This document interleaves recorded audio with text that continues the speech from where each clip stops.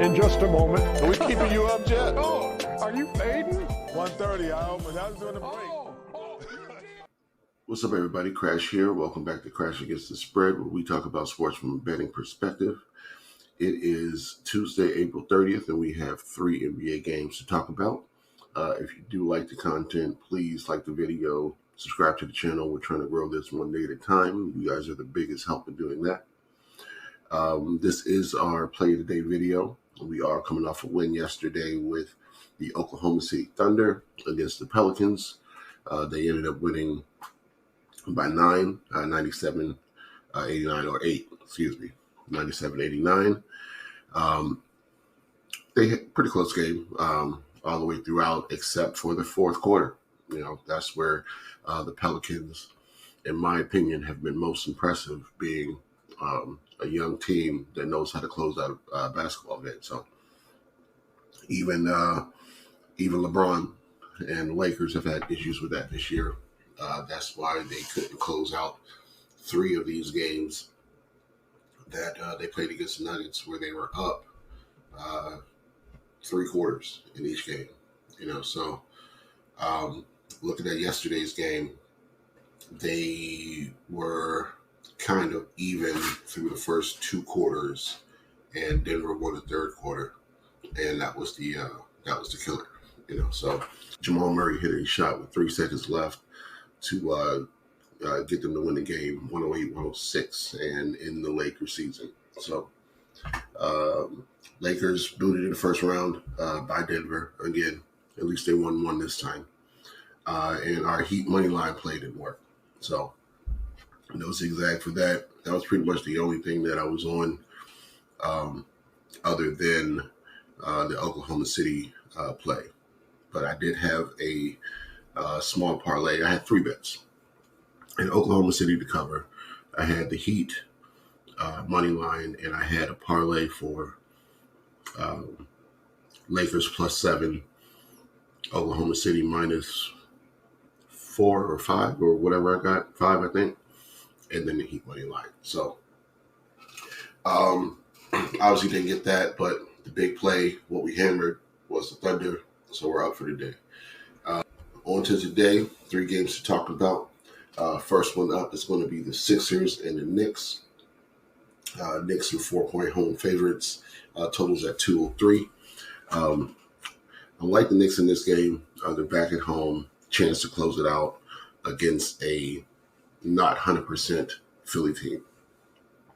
Can Maxey and Lowry get them over the hump for this one game? Possibly. I don't know if they're going to be able to do it, though.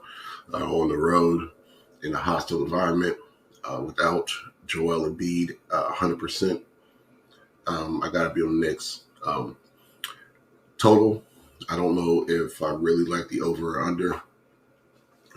In Madison Square Garden, the other 2 games, we had totals that went over, right? So over this number, 104, 101, and 111, 104. The only game to go under this total was the last game at 97-92 in Philly. So Philly would have to score to win this game, but I think the Knicks control it. So Knicks -4. That's my pick for that one. Orlando and Cleveland is the next game. Totals at 202. Cleveland's 5-point favorites at home. Home team has won each game in this series. The public seems to be on Cleveland, knowing that. I still like the under for these 2 teams. And I don't have a big thought on the spread. So obviously,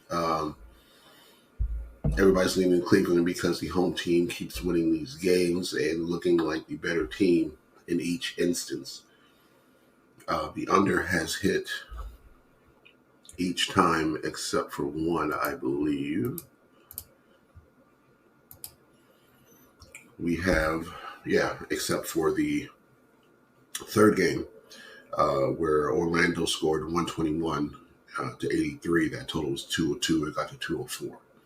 So No game has gotten above 205.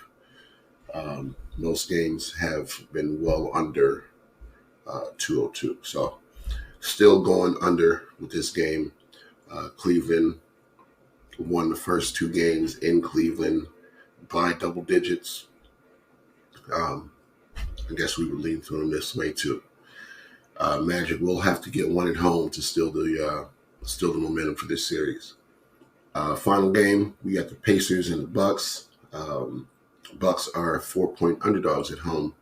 Total is at 216. For this game, I like the over. Pacers play too fast. Milwaukee has to keep up. Last game, Bobby Portis got ejected. Only had 4 points. I don't expect him to get ejected this time. And that should help them continue to score at least. I could see the same output for Milwaukee, whether he's in or not, looking at the score. The only people in double digits for Milwaukee were Lopez, Middleton, and Beasley. Beasley had 20. Middleton had 25. Lopez had 27. Everybody else below 9 points. So they need the team to step up. Since the first game, every Indiana starter plus a couple bench players have been in double digits. So that first game, I think we had an issue where it was everybody's first real playoff game except for Siakam. And they kind of got it together by the third quarter of that game, but they still lost. Every other game, they've been rolling, all 5 starters. So I'm going to lean on the Pacers again to close out the series against Milwaukee. Look at the injury report. Dame is doubtful. Giannis still out. Beverly probable. Middleton probable. Livingston probable. So, same team that's been playing. Tyrese Halliburton is questionable. If he plays, I'll probably stay off. But I kind of still like the over either way. So, over 216 is going to be my pick for that one. If I had to pick my favorite pick, I think it's going to be the Knicks minus the 4.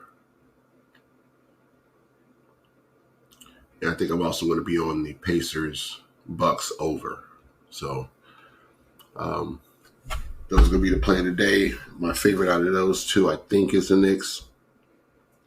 Like I said, the only thing that worries me is this elimination back to the wall type of situation. And I'm going to look for Halliburton to be in the lineup before I make a bet on that over. So still some question marks, but those are the two that I like on this card. So lock them in. Let's get this money. We'll be back tomorrow and talk more NBA.